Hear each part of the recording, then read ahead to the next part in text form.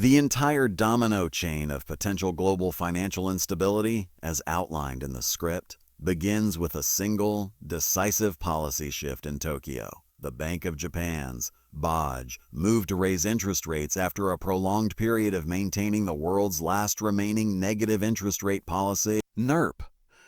This is not merely a routine monetary adjustment. It represents a historic pivot that actively dismantles one of the foundational pillars of global market liquidity that has been in place for over a decade. For years, the BOJ ultra-accommodative stance created a unique and powerful dynamic in international finance, often referred to as the reverse carry trade. This mechanism functioned because investors, from large Japanese banks and pension funds to international hedge funds, could borrow Japanese yen at phenomenally low costs, sometimes even at negative rates where they were effectively paid to take out loans.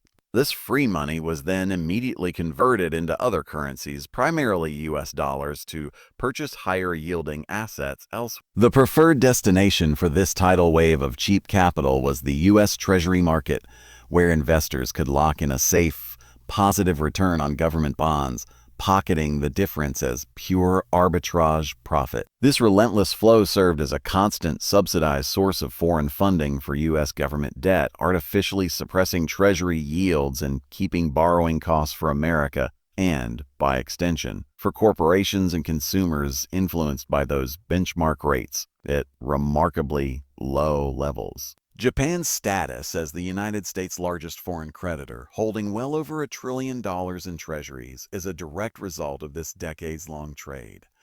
The BOJ decision to hike rates fundamentally and violently disrupts this delicate equilibrium.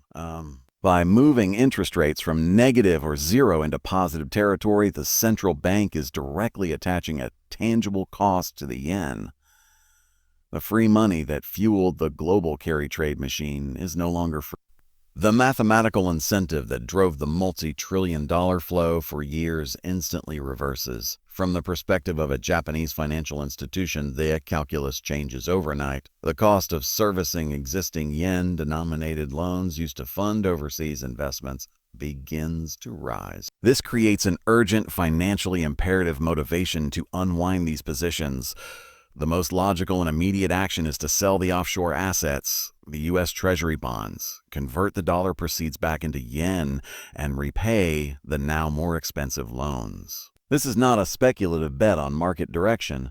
It is a fundamental act of risk management and balance sheet repair dictated by changing core interest rates. The script emphasizes that this unwind is not a question of if, but how fast and to what magnitude. Even a partial reduction of Japan's massive treasury holdings would inject a staggering amount of new supply into the bond market at a time when other major buyers, like the Federal Reserve, are absent. This impending supply shock is the initial catalyst, the first domino teetering on the edge. It transforms the Japanese rate hike from a domestic monetary policy story into an imminent global liquidity event, setting the stage for the cascade of consequences in bonds, tech stocks, and crypto that forms the core of the script's warning.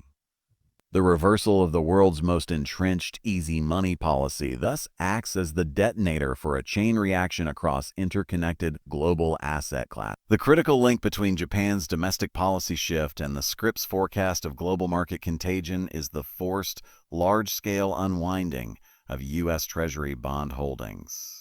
This mechanism is not driven by speculative sentiment, but by the cold mathematical realities of interest rate differentials and balance sheet management. To understand the scale, Japan holds a commanding position as the largest foreign creditor to the United States, with ownership of approximately $1.01 to $1.02 trillion in U.S. government debt. This immense position was accumulated over years as the primary asset in the reverse carry trade, where yen was converted to dollars to capture higher, safer yields.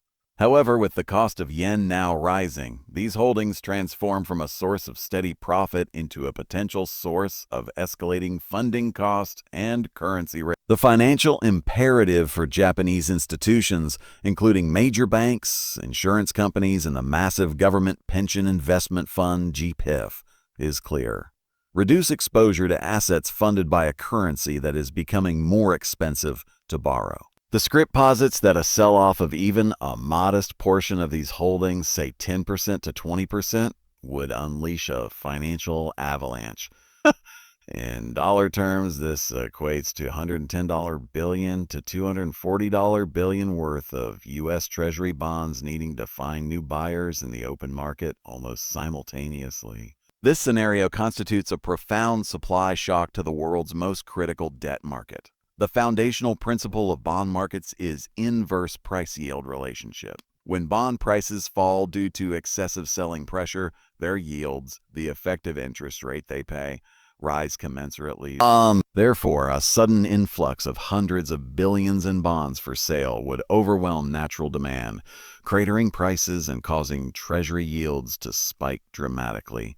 This spike is not a benign adjustment. It recalibrates the risk-free rate for the entire global financials. The cascading crisis begins here. First, it directly inflicts massive mark-to-market losses on every other holder of U.S. debt worldwide, including other nations, U.S. banks, and pension funds, potentially destabilizing their balance sheets.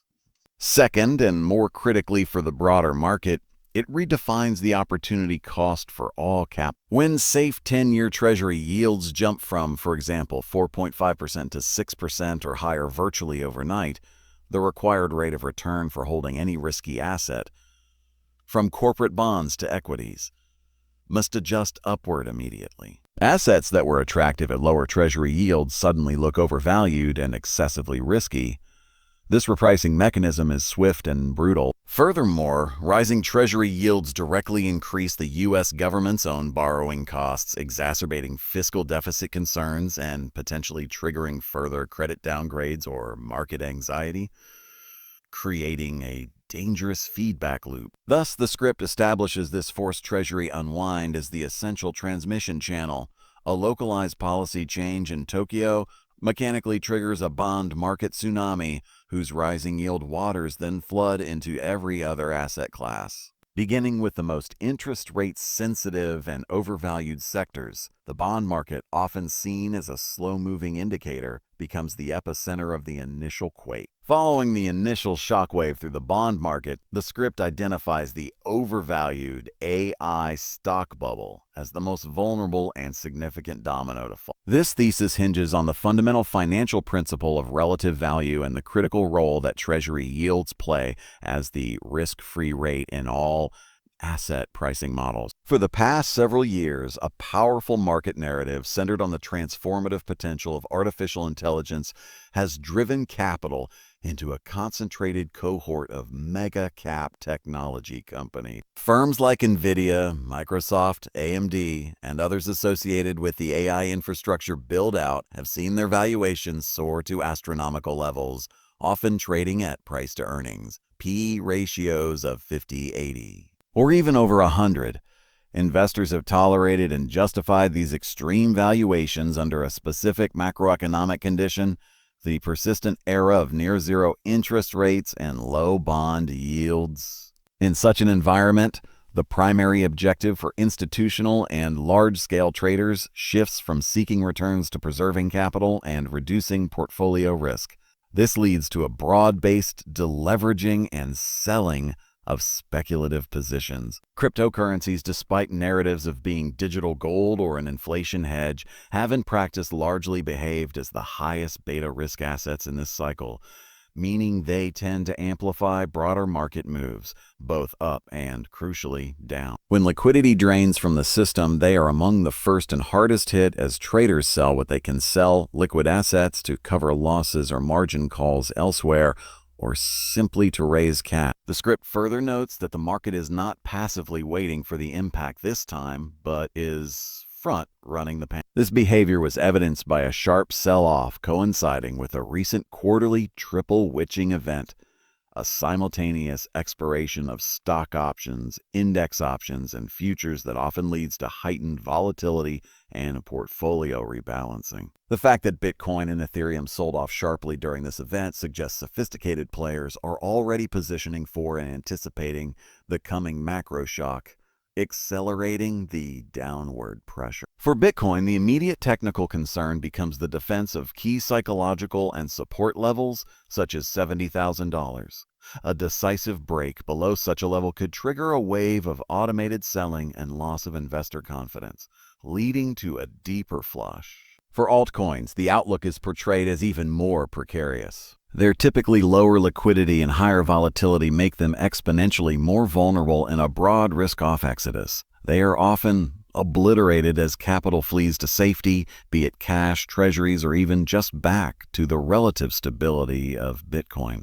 Thus, the script frames the crypto market not as an independent sector, but as a leveraged gauge of global risk appetite, poised to validate the historical pattern and act as both a casualty and an amplifier of the liquidity crisis initiated in Tokyo. The script culminates not just with a warning, but with a prescriptive thesis on capital preservation, drawing a stark contrast between the defensive positioning of the ultra-wealthy and the vulnerable exposure of the general public. This final keynote argues that the impending liquidity crisis and valuation reset will fundamentally discriminate between paper wealth and tangible wealth, making a strategic pivot toward real assets an urgent imperative rather than a tactical choice. The analysis points to data showing that billionaires hold a remarkably small portion of their net worth, often less than 10%, in public equity. The overwhelming majority of their wealth is anchored in private businesses, productive land, infrastructure, intellectual property, and strategic commodities. This is not an accident of diversification, but a deliberate structural defense. These real assets possess intrinsic utility-based value that is not solely derived from speculative market sentiment. They can generate cash flow, provide essential goods or services, and often serve as a hedge against currency devaluation and inflation, characteristics that become paramount during periods of financial system stress. In direct contrast, the script highlights that a disproportionate amount of middle-class net worth is concentrated in primary residences and depreciating liabilities like vehicles. While a home can be a store of value, its illiquidity and susceptibility to regional economic downturns make it a poor defensive asset in a sharp crisis.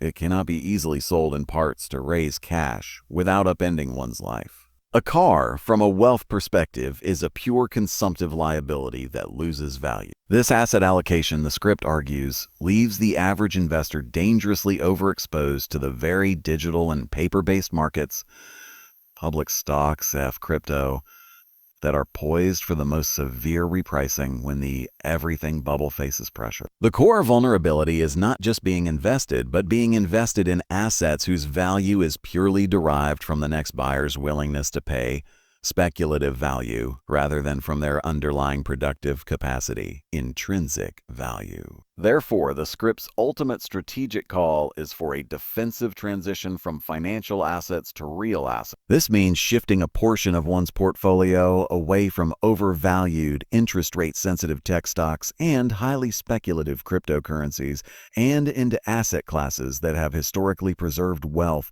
during periods of monetary turmoil and stagflation. This includes commodities and precious metals, direct claims on physical resources, e.g. gold, silver, copper, agricultural products that are scarce and have inherent industrial or monetary utility. Productive real estate, specifically income-generating properties, not speculative development, particularly in sectors with inelastic demand.